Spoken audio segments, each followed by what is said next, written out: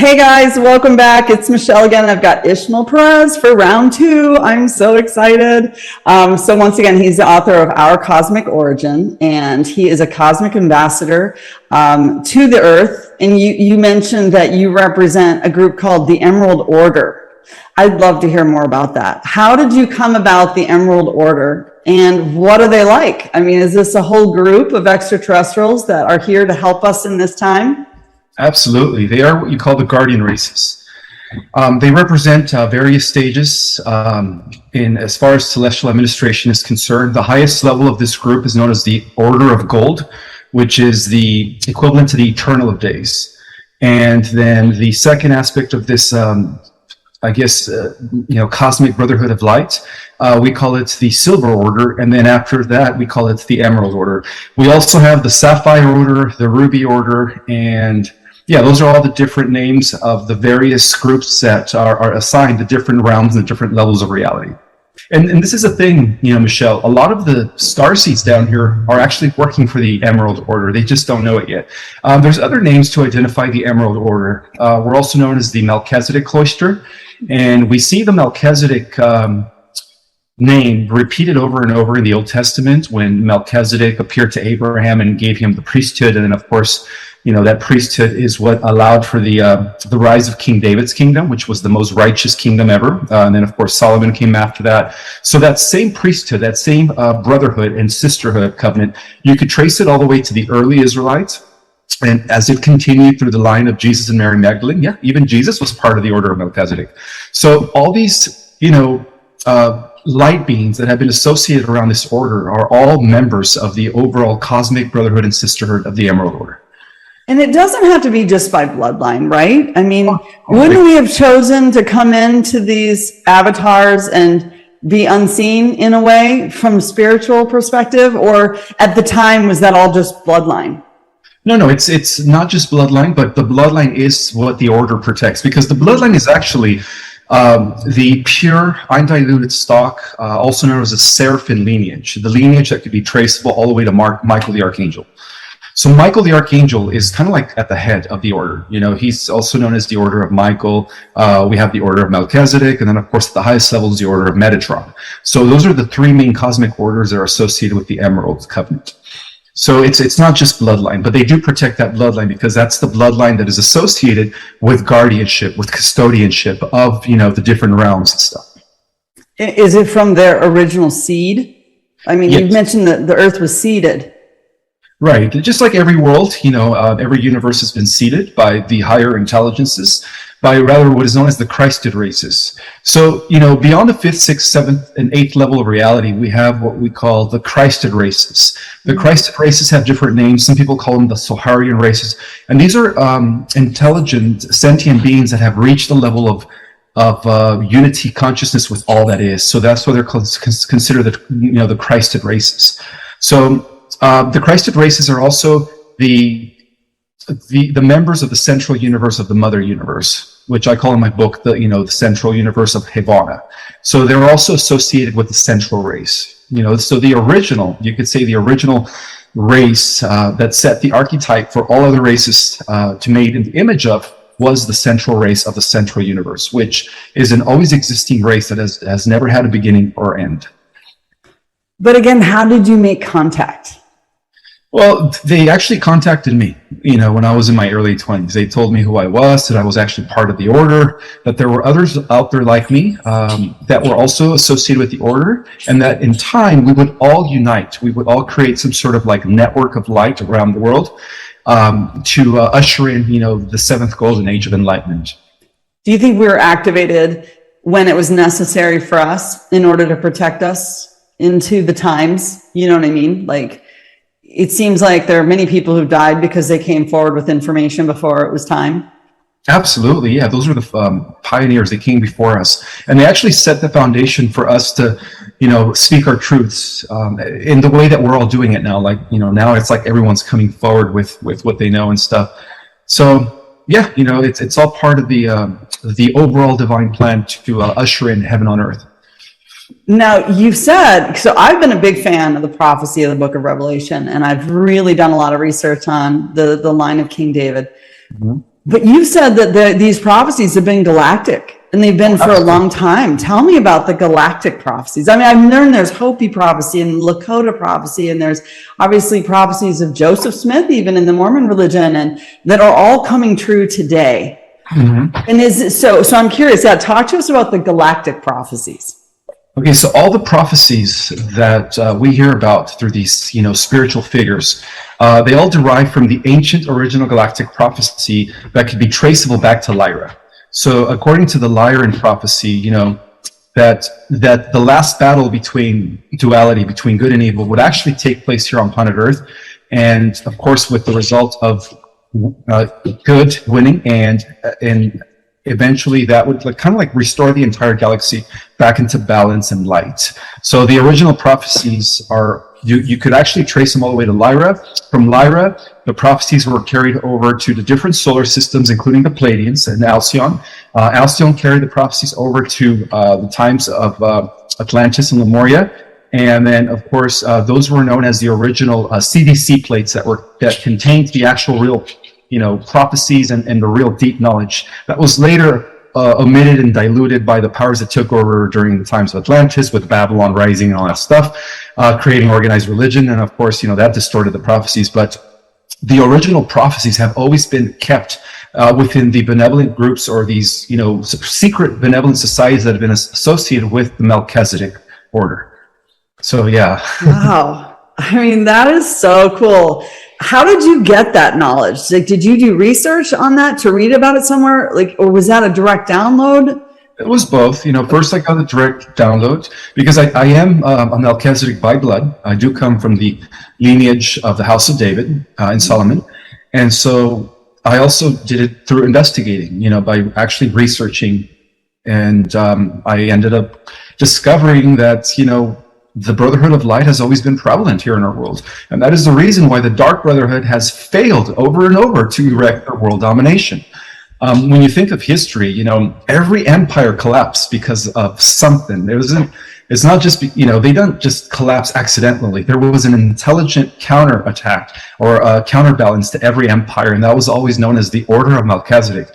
And that's probably the reasons why they didn't allow me to reprint a second edition of my first book, The Secret Government, because in that book, I actually give you a clear detail of the entire battle between what I call the Luciferian Babylonian Brotherhood of Belial Baal, and the Melchizedek Brotherhood and Sisterhood of the Emerald Order, So, yeah, it's really just a war that was translated from the galaxy. This is just like the last residue of that war. But in the galaxy, we could associate the Melchizedek order with the Lyrans, right? With Sirius, the High Council of the Office of the Christ, stationed here in our galaxy. And then we could also relate the Brotherhood of Babylon, or Luciferian, to Draco. So it's the same concept. It's just, it's now in its final phase. This like long war that's been going on for millions of years in our galaxy. Yeah, and the story is told in the stars. I mean, the more I dig into the stars, there's a Lyra constellation. Obviously, there's Polaris. There's so much information up there. And what is interesting is, when I get a download, there's so much knowledge in this realm we just don't know until we seek it. And I think that's something I just want to point out to people. It's like, even though this might mean new knowledge to you, and Ishmael might be bringing it one way versus other galactics bringing it another way. He's bringing his perspective because he was given, knowledge and information via download, and then you went to confirm it and to back it up. And that's what I find too. It isn't until you go seeking, to see if something is specifically true. It's almost like the idea comes in your mind, and then you go and you validate and verify. And then those people come to you. You know what I mean? It's like this beautiful net. You draw them in through the quantum field, they come to you, they confirm your research, and then you can solidify it, put it in your book, right? Is that kind of your process? A lot of people have asked me, what is his resources? And I'm like, so I'm just trying to understand your process. Oh, a lot of my resources come from ancient manuscripts. Some of them are actually no longer in circulation, like the Genehian script, which restores the existence of the 12 major universes and how we're part of the 12 creation. That was a document that was actually restored to the earth by Michael the Archangel. And the way it was restored, it was meant for me to have that document. And then as soon as I got in possession of that document, every other document or every trace of that document anywhere else was completely eliminated. But, unfortunately, I did lose that document, but I was able to capture at least the main concept of it, and then, of course, integrate it with my book, Our Cosmic Origin. Okay, I'm going to ask a hard question because Sure. this is just always on my mind. My journey was inward. So I get a lot of my information inward. Mm-hmm. A cell has 12 chakras. The body has 12 chakras. And you mentioned 12 chakra or universe. You call it universe. That seems interesting to me, as if there's infinite big, infinite small, and we're just part of the cosm. So you've got macrocosm and you've got a microcosm. We're just here. We're just here because this is what we can perceive, right? Yeah, it's the same like everywhere, as above, so below. So, we're part of the system of 12. So everything is in that order. It's the divine numerical order, 12 constellations, 12 strands of DNA, 12 tribes of Israel, the 12 knights of the round table, anything that is associated with divine ordership is within the numerical system of the 12. Right. And for some reason, I keep hearing 13. It is nonstop. Like if you take the 12 frequencies of the zodiac and you play them all in perfect pitch all at the same time, you get silence. Mm-hmm. If you take all of the colors in the rainbow and you put them all together, you get white light. Everything in the center, it's almost like the center of the clock. Do you know what I mean? Mm-hmm. There's something about the golden ratio and the 13. Well, there is a very significance to the 13. According to the secret knowledge, the 13 is associated with the hidden. So we have the 12 going around the hidden. The hidden is also represented by the eternal sphere, space reality, eternity. It also relates to the concept of the great divine mother, the original, substance that gave birth to everything, including the creator gods of universes. And so there is a huge spiritual significance to the number 13. In esoteric traditions throughout all of history, the order of Melchizedek have been hiding, not hiding, but pretty much preserving and protecting the concept of the 13, because a lot of it is associated with the return of the mother goddess, the balance of, masculine and feminine energies. But it's also the system in which now we're entering, because we are actually, as we finish all these cycles and this grand cosmic cycle that took about 999 billion years to unfold, we're actually going to be beginning a whole new creation known as the 13th creation. And the Earth is going to be the planet that is going to kick that off. So oh my gosh. Yeah, so we're going to be part of a whole new different cosmos, and the Earth is going to be at the center of it all. So we're going to go from the numerical system of the 12 to the numerical system of the 13 when the ascension takes place. So everything's going to go back to the 13, which is in relationship to the natural cycles of the universe, like 13 months and 28 days. That is actually the real calendar. The Mayan, yeah. Yeah, exactly. Well, the Mayans draw from the ancient Atlantean calendar, which, again, be traceable off-world. And unfortunately, here in the West, we've been living under the Gregorian calendar, which is the wrong timekeeping system as to why nothing happened in 2012. It's like 10, 12 years off. Yeah, it literally says in the end time prophecy of the book of Revelation anyway, that that the devil would manipulate time and nature, and that we wouldn't know the times. And that's why we study the stars, or I have, is to reset the time and the clock, because we did see that great wonder that appeared in heaven when, the woman clothed with the sun, the moon at her feet, the crown of 12 stars above her head. And it's so much happened on the earth plane at that time. I mean, it's going to be the greatest story ever told. It's like what myths are made of. And speaking of myths, a lot of this is played out in mythology as well. So these stories just kind of keep recycling until this big cosmic moment, this big solar flash. Is that a true statement? That's the grand event that, has been prophesied for not only eons and ages, but, again, for millions of years throughout the galaxy. The event that is about to take place here on the Earth is what everyone's been waiting for in the cosmic community, as we end all these different cycles. We're actually experiencing the greatest of all the prophecies. We're living the final prophecy, which is the overall prophecy, the shift of ages, the restoration of heaven on earth, the removal of the dark forces. But it's not just happening here on our planet, Michelle. It's actually happening throughout the entire cosmos. There's a huge house cleansing taking place right now, where all the negatives are being arrested as I speak. Dang. Do you have any new news for us before I get into time travel? Well, just the fact that the ultimate enemy is artificial intelligence. And the entire cosmos has been at war with AI, and because the future and the past are all taking place simultaneously. The reason we perceive time as linear here in the lower dimension is because it's how can I say it? It's because we're restricted. We're restricted to the bottom of the light energy spectrum. But as we move up in dimensions, we actually see it all happening at the same time. So by virtue of that, you could say that the final war against AI, which takes place in 1,000 years, has already been won by us.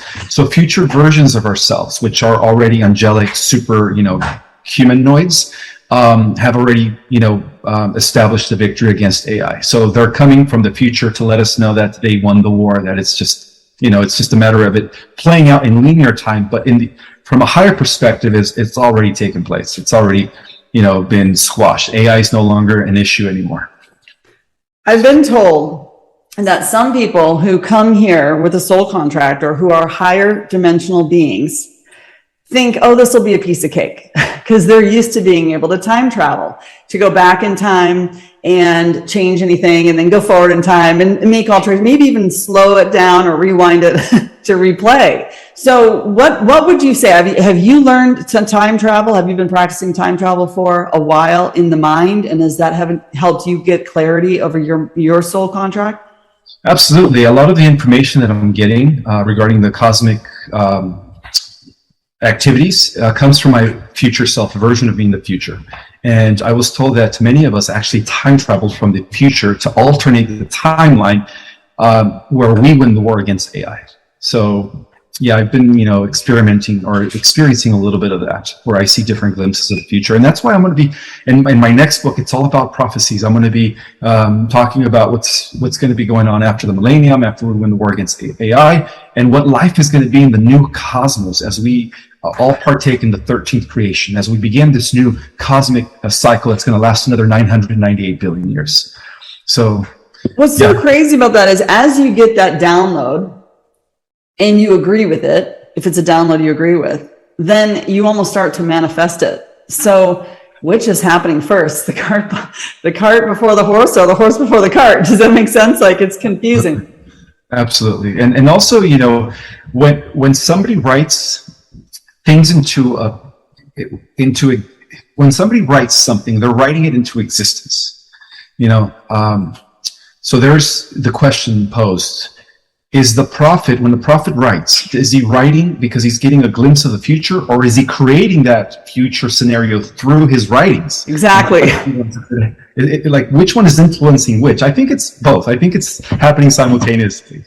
That's exactly what I'm stuck with. Because I've started to become aware of, it's like sort of like in my visualization, there'll be this huge clock, and there'll be so many doors just all over the clock, and I can enter any door, and that door will take me into whatever reality I'm calling upon. So if I want to go and see someone at this time, space, reality, or if I want to go see the future, you know what I mean? And then in the center, again, of that clock, it's almost like a chambers, and there are all these other doors that you can go into, almost enter into other universes. And I found that it's all about what you want to learn. It's all about your journey and where you want to go, when you want to go there. It just comes to you via inspiration. Have you come across anything like that? I don't know what I'm seeing. Well, what you're seeing is, you're seeing different probabilities, because this is the thing, Michelle. Every version of yourself, different aspects of yourself, exist on different parallel realities and parallel Earths. So through the quantum field, we're constantly shifting, and so in each parallel version of yourself, you're slightly different. So every decision that you ever took, there's the actual opposite to that, as if you didn't make that decision.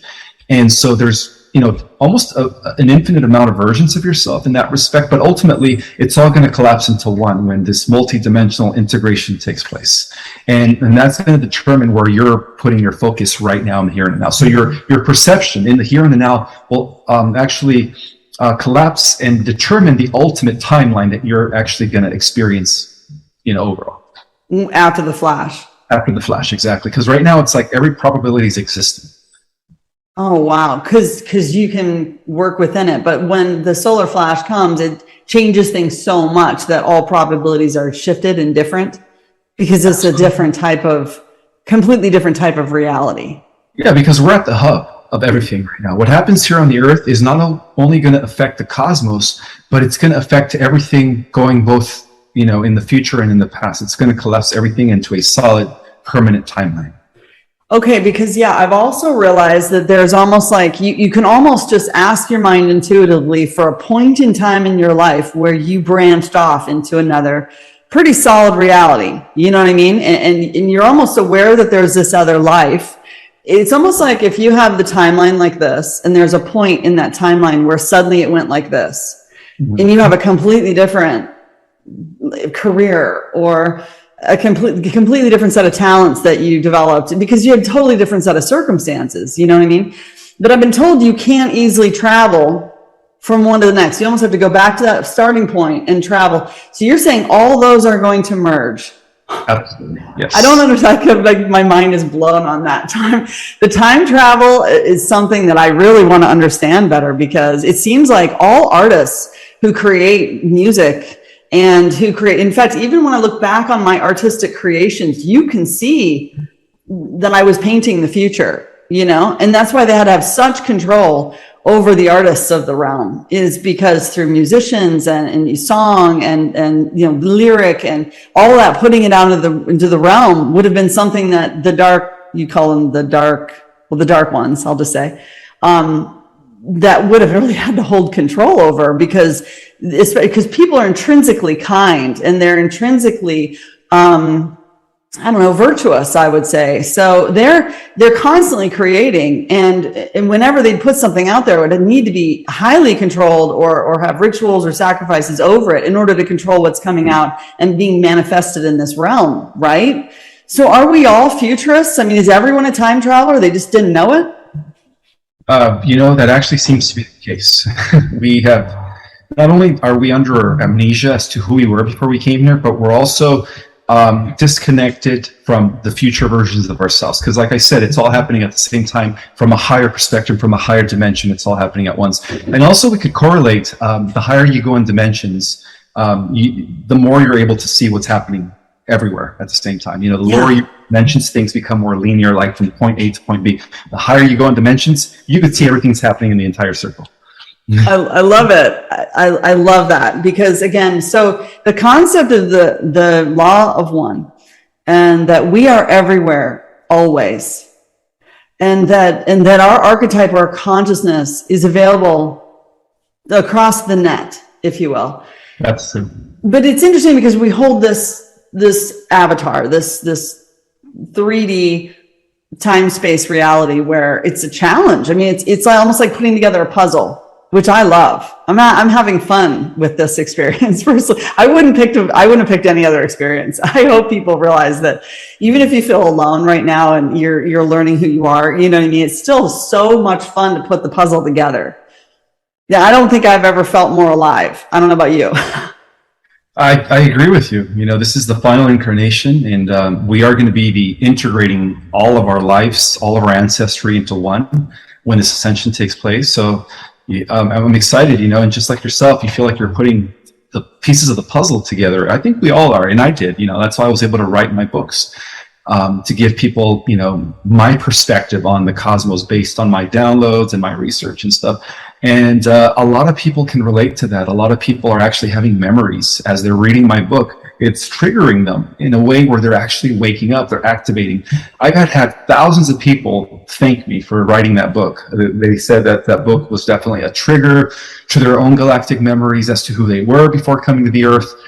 And for a lot, it actually, like yourself, it actually filled in a lot of the gaps, as they have been trying to piece everything together. So I love it. That's awesome. Yeah, I love the term activator. I feel like I've been doing the same with my channel. A lot of influencers are. We're just trying to tell our story because that's the only perspective we have, but we're really just trying to help people find their story. We're trying to help them activate into their soul contract, into their purpose, so they can find the joy too. Because it really is. When you get in the flow of your Akashic record or your scroll of destiny, there is just nothing that feels better, even though things have to change a little bit. Because when you look upon something different, that thing just starts to change, whether you know it or like it or not. And it can change on your own timeline as you're ready, you know? Do you think there's people that are resisting it? In some cases, but that resistance is going to be lifted as the critical mass, as we reach critical mass, because we are also part of a collective human mind hive. And so the more people become activated and the more people awaken, the easier it's going to be for those that are resisting it to finally accept it and surrender and say, all right, let's break out of the matrix. Yeah, I can literally feel right now. I have certain friends that are just avoiding me like a plague because I might drop some truth. Yeah. And that's going to change their whole reality. And everything that they sense is going to have to be true. And they're just resisting. So what on earth created the ego? And it seems like the thing about the ego, it's sort of that it's like that dark side of the soul that everyone else can see except for you. And no one really particularly likes anyone else's ego. I've noticed that. I became very aware of my own ego and started to put it into check probably 5 years ago, because I was like, yeah, the ego is just downright annoying. I don't care who you are. Where do you think the ego came from? Was that from the experiments that they were doing and kind of the ego making us more like primal minds? No. The ego actually came into being when the one split into duality. That's what the ego is. And through this process of fragmentation and division, as each part further divided, everything, the illusion set in where everybody was seeing themselves as separate from everything else, when in essence they were just broken off from one big collective oversoul, which is the mind of the Omniverse. And so that's when the ego came in. And that's actually what caused certain cosmic celestial beings to take matters into their own hands, which is what we call the Luciferian rebellion. The whole concept of the Luciferian rebellion is when an entity no longer identifies with unity consciousness. It's when an entity starts seeing itself separate from everything else. And so that's when the ego takes over, and the whole concept of service to self kicks in, which is opposite to the law of one, which is service to others. So the ego is very linked to the concept of duality, to the idea that right now it seems like everything is separated, when in all actuality everything is part of one big giant oversoul. Would you say it's also somewhat of a fear response of being separated? It's almost like it keeps you separated. The fear of being separate keeps you separate. Yeah, because when you're thinking that you're apart or separated from everything else, which technically you're not, we're all part of a unified collective. You start trying to hoard. You start trying to overcome others, manipulate others, because you're feeding yourself. You become very manipulative. You become very egotistic, and then that's the birth of narcissism. That's how narcissists become narcissists, because they become consumed within their ego. And they're trying to fill like a leaky bucket that can't really be filled, because there's the only way you can truly feel love is to know that you are love. Absolutely. Yeah. So, okay. So, I'm curious what you think of spirits, because, the more I kind of go out and I meet other light workers, these are people from all over the world. They come from all different backgrounds, and I notice, and I always wondered if this was real or not, but, like some have the spirit of poverty, some have the spirit of abundance. You know what I mean? What brings upon those spirits? Do you look at them as spirits? And is that an easy way to shed the energy or the thought pattern, to look upon it like a spirit, like the spirit of alcoholism or the spirit of some type of addiction? Well, the spirits that are associated with addiction are actually archons. Those are negative entities, because it's not really the person having the addiction, it's the entity in them. And so that's why it's very hard for them to break free from that. And, there's the opposite of that. They are the spirits that actually connect you more with your higher self, with your purpose. There are the spirits that guide you and protect you. So just like duality exists here in the physical plane, we also have duality in the spirit realm. We have the negative archon energies that are feeding off your, addiction, and And when somebody has an addiction, it's really them just feeding off of that. It's not the person with the addiction, it's the entity in them that is causing them to have the addiction. So yeah, so how does one release the entity? And I just want to point out that I figured this out just yesterday. When you create demand for something, let's say you create demand for alcoholism or pornography or whatever, you're creating demons. Yeah. Well, that's what they use. That's what the dark side uses to keep people as consumers of this dark energy, loosh, because it's also producing loosh. When somebody is an addict and they can't get out of that, they're actually they're feeding off the negative entities. They're feeding off their energy, and that's why they're always in that very low state of vibration, where in a way they're enslaved to their addiction. So it's another form of bondage to the dark entities. Wow. I think a lot of us that see others who are caught in addiction, it's so hard to bear witness from as an outsider. And I know as an insider, because we've all fallen to the dark side at some point in our lives. I mean, come on, we live in a very temptation oriented reality, And so when we fall, it's like hard because you don't want to accept help. Do you have any opinions on how you can help someone literally rebuke, and then invoke something incredibly positive into their life, like wealth? Yeah, it's all about your willpower, your intention, and your focus. If you have the willpower to rebuke anything that is not serving your highest purpose, then do so. We also have the ability to invoke the protection of the angelics, invoke the guidance and leadership of our spirit guides, so that we could align ourselves with our divine purpose. So yeah, we have the power to do either or. But unfortunately, it's hard for some people to break out of that bondage because they're so consumed in their addiction. Yeah, and they don't realize they're creating their reality through that fear. Like, for example, I was talking to a girlfriend the other day about letting go of the poverty mindset, and how I said, well, what color does the poverty mindset bring to you? And she said, gray. And I said, what color does the wealth mindset bring to you? She said, green. I said, so from now on, whenever you see or feel yourself entering into the gray, swipe it left and then notice the green. I gave her the image of the green chakra, the heart chakra, and how you could start to rotate that and unwind it to open the safe. And in the safe is nothing but gold. You know what I mean? So it was like you just give someone an idea to latch onto so that they can start putting every thought into captivity. Swipe it left. I joke about, and bring in the new, right? Because really you can create that at any time. It might take time to establish wealth. It might take time to, to learn how to love money and how to take care of money, have money take care of you, and to have that open dialogue. But it's so possible, right? I mean, it's so possible. Even if you feel like you've been poor your whole life, it is possible to shift that and transition that overnight. Exactly. We have the power to shift reality through our perceptions. Our perceptions, our beliefs, and our emotional state of being. That's how we shift reality faster than normal. And I don't even know if I like calling them extraterrestrial. What do you call them? Extra dimensionals? We would call them extraterrestrials. Okay. Do they look upon us and feel sort of sorry for us for these silly little things that they could just change overnight because they know they're actually learning from us. Yeah, we're all connected. In order for them to advance to the next level, we have to advance to their level because the multiverse rather, is one.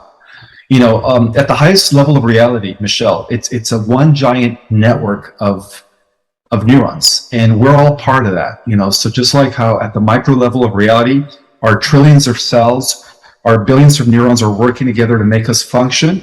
Well, likewise, at the macro level of reality, we're all of our experiences here, all trillions of us throughout the multiverse, I'm talking about us souls in human form, are gathering data for the overall mind of the universe to continue expanding. We're all like its receptors, and that's how it grows. We're all connected. Yeah, right. And you can draw upon the experience. It's like a synapse. You send out the information and it comes right back. So lately I've been really fascinated with the observer effect in quantum physics and the fact that when you look upon something different, that thing starts to change. I think that we, the people, are all starting to look upon the situation a whole lot different. It's happening really quickly now. And people are kind of done and fed up with this geopolitical nonsense going on, right? So So I guess my question is, number one, do you ever feel like a prisoner of the collective because so many are still so asleep? Not at all. Not at all. You just work in the higher realms. You just stay in that space and you continue to manifest in that space. And that is what pulls the maybe the others that aren't aware of what's going on, that pulls them in the direction to the light. Well, yeah, but I also have to ground myself here and on the earth. Otherwise, I'd be in the ethers and I wouldn't be able to perform and do what I do. Right. You wouldn't be able to translate or activate people. Yeah.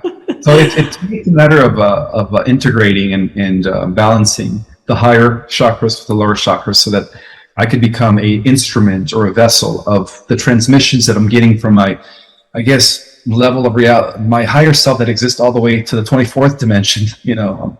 That's how I'm able to do it, by grounding myself. Yeah. And being a deeper point to that version of myself in the 24th dimension. Now, have you had to learn what each of those dimensions represent? And therefore, you know that when you start operating in that dimension, that you are at that level. I mean, I think a lot of people think you got to go in order. But when it comes to dimensions, you can operate in the 9th dimension, which is the awareness of all things coming together and the perspective of how all things work as a whole, versus maybe the singularity where it's like, okay, you're aware of yourself. Let's say your heart, you're aware of your heart, and the heart needs to beat and it needs to, pulse, and it's aware of its necessity. But then at the 9th dimension, it's the whole entire organism is aware of itself and how everything works together as a whole. Did you go and research the 11th, 12th, 13th, 14th, and go all the way up to know that you're operating at 24, or does that just come to you as intuition? It just comes to me in my intuition, but also it's been confirmed by either other mediums and psychics who could actually see where I'm receiving all my downloads and data. Many have confirmed that I'm actually, some people say I'm at the 33rd dimension. Some people say I'm transmitting from the 24th dimension. So, it could be both. So to me, it's just, in my own understanding of things, but yet also validation from others. Okay, so let's talk about others. There's not too much research on dimensions, at least not in written form here on this planet. But in the archives of other worlds, oh my God, that is the first thing they teach people or kids when they're, going to school. They teach them about the different dimensions and stuff. Yeah. Okay, so a lot of people, when you talk about the observer effect and you talk about each other observing one another, a lot of people are really scared of who to trust anymore. Like they can't trust their doctor, their minister, their teachers. And so they're really sensitive about who their teachers are and where they're getting their information from and what psychics they see. Because you just mentioned, you've come across people who see this in you, and you learn to trust the observer effect because then you become it too, right? And so I guess my question to you is, how do people know that they can trust? And is it just something that you feel good about? So either they make you feel good or they make you feel bad, and then you just go from there? Well, if you feel it in your heart, it's accurate. It's truth. If you feel it in the pit of your stomach, it's disinformation. It's, being given to you by a trickster or a dark force, pretending to be of the light in order to confuse you from your path. So the best thing to do is always go within and follow your intuition, because your intuition is your internal guidance systems. It'll never deceive you, and it'll, allow you to pretty much just see things for what they really are and pierce through the bullshit, when it is bullshit. Yeah. Okay. So the feminine divine and the divine masculine, there's so much to the divine masculine that people haven't talked about. I mean, because it just seems like they are protectors of the realm, and they didn't know it, and they didn't know how to be protectors of the realm. You know what I'm saying? And the women are really creators in the realm, and they maybe didn't realize how valuable being a part of the creation is, to carry a womb and to be able to create life. Where do you see all that balancing itself out in the future? As in, are we going to live in a society like a utopian society where we are equal again, and there's a balance between the yin and yang, the give and take between the masculine and the feminine? Absolutely. And that's what's happening. The recalibration of the sacred divine feminine is coming back to balance with the divine masculine. And that's one of the huge elements that is going to be, I guess, prominent in the new, Aquarian age that we're entering right now, is that the divine feminine, which has been suppressed by the patriarchy for thousands of years, is now coming back into balance.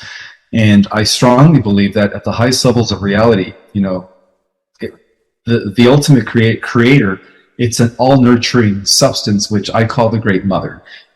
Some people call it Sophia, But yeah, we all come from that. Sophia was the one that birthed the Christ. Without Sophia, there couldn't be the Christ child.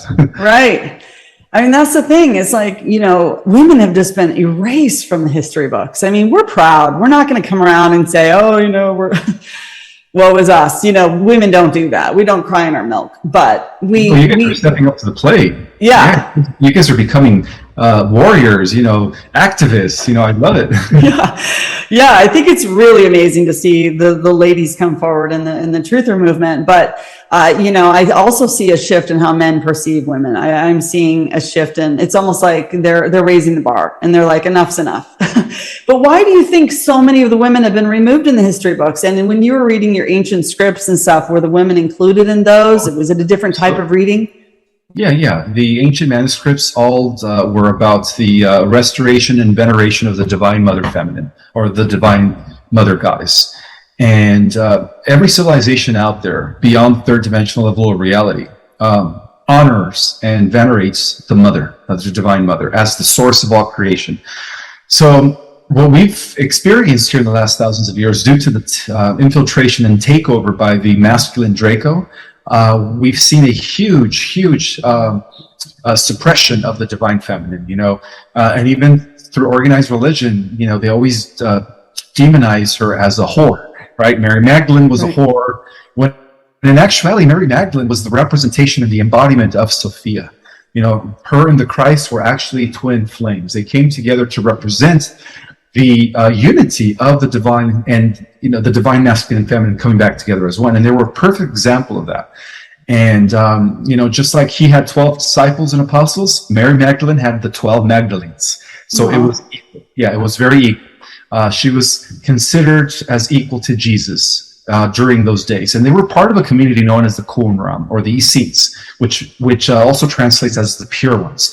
And the only reason they were secluded and isolated themselves from the rest of the Roman world was because they had to protect their divine knowledge. And of course, they had to protect themselves from the threat of the Roman Empire that pretty much dominated the surface world. So that's why they secluded themselves in the caves of Kub-aron and operated in secret for a few hundred years. And of course, I always find it interesting that Qumran, they all sound pretty similar. I can't say. It's the letter of the alphabet. Yeah, plus Anon. There's so many things that are coming together where you're like, well, that's not a coincidence. I would love to be love to be like Mary Magdalene. I think all women should strive to, learn the secrets of the universe and be like her and her king. And when they came to union to have their first child, they weren't just having intercourse like we do. They were actually doing it through tantra magic, which is tantra spiritual, high spiritual sex. And that's how they were able to birth, such a divine child, which continued the seed of what I call the seraphim, right? The seed of the guardians here on the earth. Wow. And that's not just for Pleiadians. That's for all galactic beings that can mate via aligning every chakra at the perfect frequency. Is that? Yes, because in the highest levels of reality, the extraterrestrial races, or our brothers and sisters from the stars, they all practice tantra. They don't tantra, which is, it's not just physical sex. It's sex involving breathing, concentration, raising the kundalini energy, raising, instead of ejaculating, you use that to raise it up your spine in order to activate your crown chakra. So they don't release, they actually use it to transform themselves. And actually, they use it to ascend even into higher levels of reality. I was told that's actually an energy that benefits men if they don't release, and that something about the Ankh, I don't remember, but it was like about moving those energies up and down the spine and learning to ascend through that. Yes. Yeah, so that's how sex is performed in advanced civilizations. It's more sacred than the way we have been doing it here on this planet. In this planet, it seems like it's been more like tribal. It's been more barbaric, Right. As we enter this new world age, it's going to be more sacred.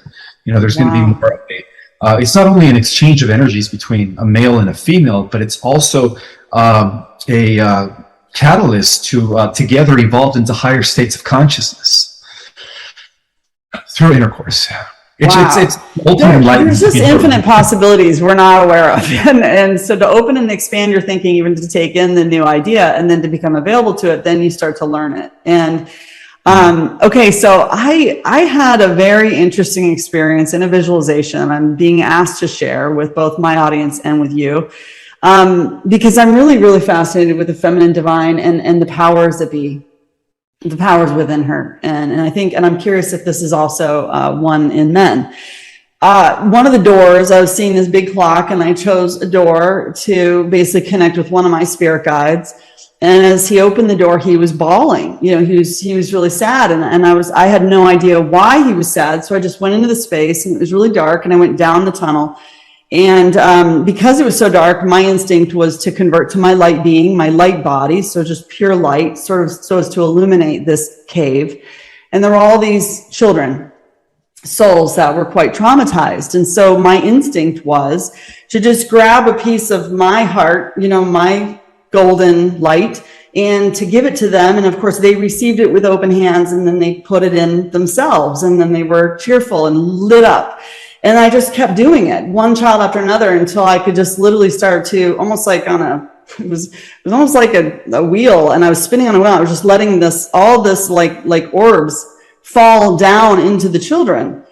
And, you know, I remember coming out of that visualization feeling a little exhausted, like I'd just given a big part of my soul, but it felt right. You know, like I always checking in to say, did I just give a little too much or what, you know? Well, 2 weeks ago, that vision probably happened 4 months ago. 2 weeks ago, my angels were saying, you know why he was crying, right? And I said, no, I really had no idea why he was crying. He said, because those souls had been killed.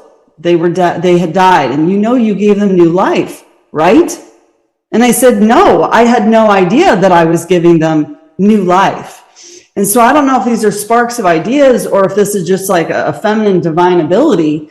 And it's hard to even know how that manifests in the 3D realm. Do you know what I mean? It's just, it starts as an idea or like a movie you're playing out in your mind, but wow, it felt so powerful. I mean, I could cry. It really, and I didn't have a question in my mind. There was no sadness in the moment. I'm crying from joy, you know? Oh. Yeah. So anyway, I just was wondering, do you think that that's it's hard to bear our souls. I don't know if you ever come across that, but it's like the angels are so loud. It's time, but it's still hard to bear your soul in the 3D. I can do it easily in the 5D. But anyway, I was just curious if you had any opinions about that experience and if you have light workers that are coming and sharing stuff like this to you. You're actually the first one has ever shared anything like that. So it is an honor to be here. You are a great divine soul representing the divine Mother Goddess. You're an expression of Mary Magdalene. Thank you. Do you ever do numerology? Like, do you ever look at the gematria of things and look at it like a feedback loop? I personally don't, but I have others that have, and you know, it's very accurate. You know, it's the science of the divine. It's the science of the cosmos, astrology, numerology. Everything has to do with planetary and stellar alignments because everything's in motion. So it's very accurate, you know, but do I practice it? No, I don't have a tarot deck.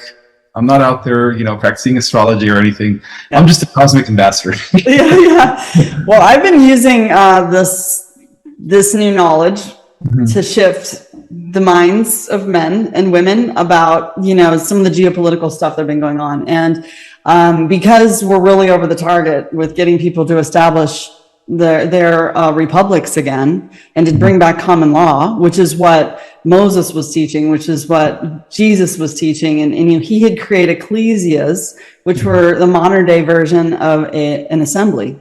And he was helping people reestablish common law. And one of the things that I'm constantly doing right now is, in order to protect myself and my families, I'm constantly asking for feedback. Is it time? Is it time? Is it time? Right? So I was about to get on stage on the Truth Tour. And whenever I see 47, that tells me time. It's time. And so I looked at the clock the night before the speech and it was 10:47. I went up to my hotel room, took about 5 minutes. I get in there and again, the time is 10:47. I chat with my girlfriend for 35 minutes and I go to bed. And again, the time is 10:47. It's as if I stopped time for 45 minutes just to confirm it was the timing. Do you know what I mean? Is that even possible, or is that in my head, or is my phone sentient? No, it's very possible. It's very possible that you're actually manipulating time. Some Wow. people are starting to do that, yes. And then I woke up in the next morning and the first moment that I looked at my clock, it was 10:47. So it was a 4-time indicator. It could also be a synchronicity, that's something that you are aligning with something huge. That something huge is about to happen in your life. A blessing, I don't know what it is, but that's a significance of that, you know. That's Yeah. Yeah. I'm just telling people, don't underestimate your abilities. Don't underestimate your perception. Don't underestimate the observer effect. Don't underestimate that you are one with everything. Exactly. And that there's infinite knowledge that you can connect to if you call it in, just like you did. And I just really want people who are cynical to open their minds a bit. So I hope that we both activated some people today. I think we did. I think we did too. Well, Ismael, as always, it's such a pleasure. I hope you come back for a third interview at some point in time. If it feels right, I'll let you text me. For sure. Thank you. Is it Mickey? It's Mickey, right? Michelle. I mean, I'm trying to switch to Michelle. I'll just call you Michelle. Yeah, there we go. I mean, it's funny because they have a new resonance and I'm trying to even call upon myself, but that's the name I chose when I came in. So I'm going to continue to stick with it. That's a very sacred name. You know, Michael the Archangel's twin flame counterpart is Michelle, or Faith. She goes by Michelle or Faith. Faith Michelle. You know, I've always felt like I was going to change my name someday. But it was like the grown-up name and I wasn't ready to grow up yet. And I'm 5'10" and I don't like to intimidate anyone. I always want to keep it simple and light. You know, I try not to make anyone feel uncomfortable around me. So Mickey suited me then, but now I do think it's time to hold my honor. You should, you know, just like how we have 7 male archetypes, right? Michael, Gabriel, Uriel, Raphael. We also have the 7 female archetypes: Mary, Faith, Hope, Christine, Michelle, Faith, and Aurora. Oh, I love it. I love that. Well, thank you so much, Ismael. We'll have you back again soon, I hope. We will. Thank you, Michelle. All right. Talk soon. Bye. Bye.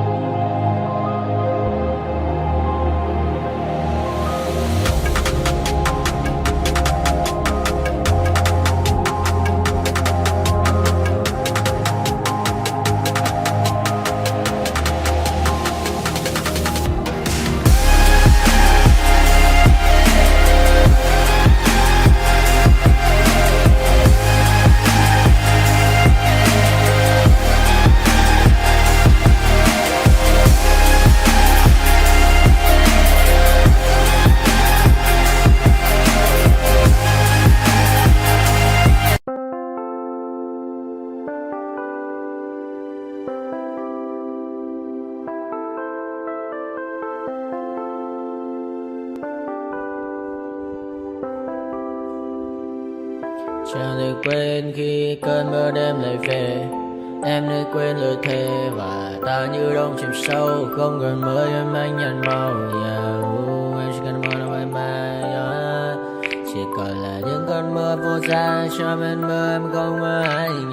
Anh một đêm mơ chỉ cho bên em không được cần nhớ. Và chỉ thôi không muốn nhớ. Và người ta bên nhau như ngã tớ. Muốn nhớ về say em chỉ còn với em ở đây. Và anh như muốn chết đi nhưng không muốn em mơ mày. Tình yêu làm cho ta đau đầu. Không em như nằm hâm mộ. Anh như đứa mong cầu. Và mưa bên em hút sầu. Chào các bạn mai em mơ. Chỉ có bên em nhưng là khó mơ. Em vẫn đang dài. Em muốn bên ai. Anh không mong gì hơn. Chỉ sẽ ở đây ôm anh thật gần. Anh chỉ mong đôi ta được có nhau, mà đừng em đâu anh có em, một đêm bên anh có em. Ta sẽ trao nhau môi hôn thật sâu, ôm anh.